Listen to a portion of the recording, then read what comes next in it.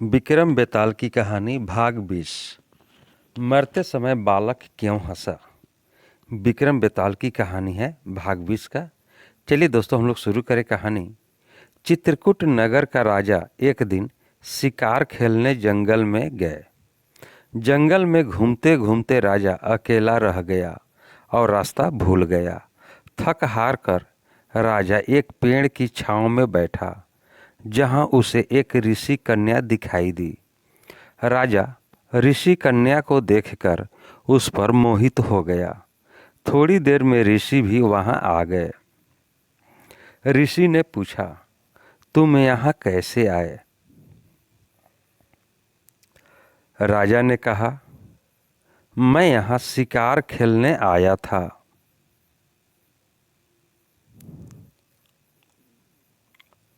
ऋषि बोले, बेटा, तुम क्यों जीव को मारकर पाप अर्जित करते हो?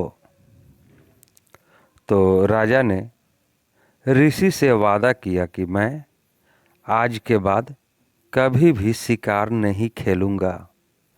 इससे खुश होकर ऋषि ने राजा को वरदान दिया कि जो तुम चाहो मांग लो।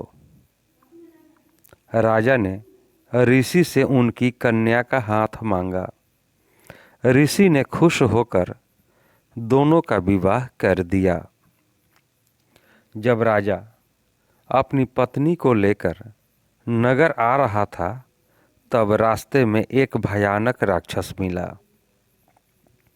राक्षस ने रानी को पकड़ लिया और कहा, मैं तुम्हारी रानी को खा जाऊंगा।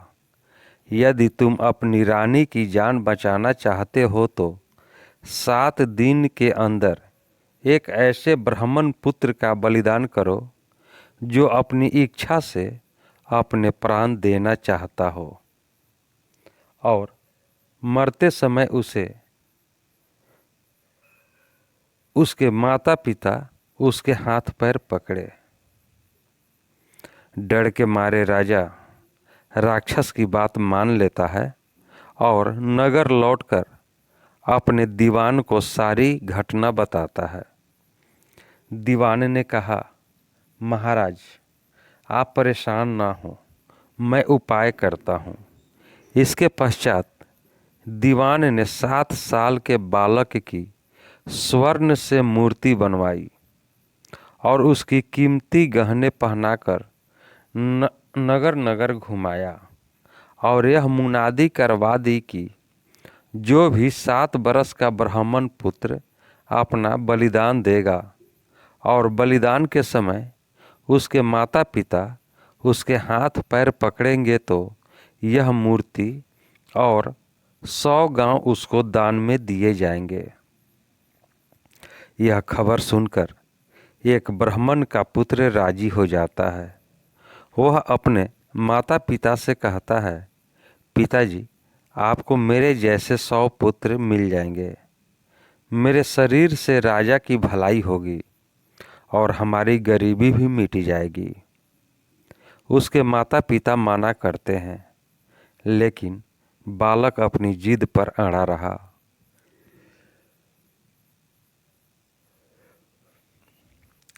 और उन्हें राजी कर लेता है। बालक अपने माता पिता को लेकर राजा के पास जाता है और राजा उस बालक को लेकर राक्षस के पास गया।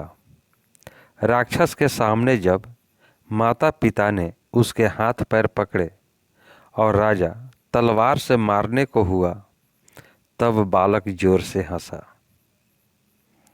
इतनी कहानी सुनाकर बेताल बोला, बताओ राजन, वह बालक क्यों हंसा?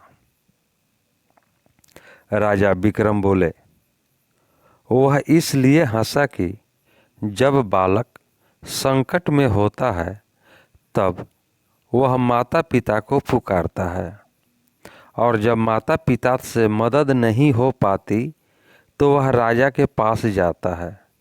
लेकिन यहाँ तो माता पिता और राजा दोनों ही उसकी बलि दे रहे थे। माँ बाप उसके हाथ पैर पकड़े हुए थे और राजा तलवार लिए खड़ा था और राक्षस उसका भक्षक बन रहा था। ब्राह्मण का लड़का परोपकार के लिए अपना बलिदान दे रहा था और इसी हर्ष से वह हंसा। राजा विक्रम की बात सुनकर बहुत खुश हुआ और बोला।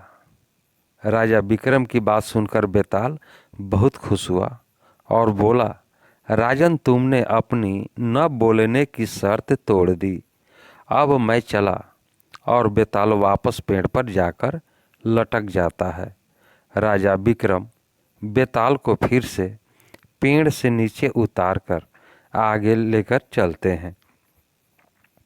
रास्ते में चालाक बेताल राजा को अपनी बातों में उलझाकर फिर से एक नई कहानी सुनाता है। दोस्तों, यह कहानी आपको कैसी लगी? कहानी को लाइक करें, शेयर करें। चैनल पर नए हैं तो चैनल को सब्सक्राइब कर लें कि आपको इसी प्रकार की कहानियाँ मिलती रहे। अब हम लोग अगले वीडियो में मिलेंगे। तब तक ले जय हिंद, जय भारत।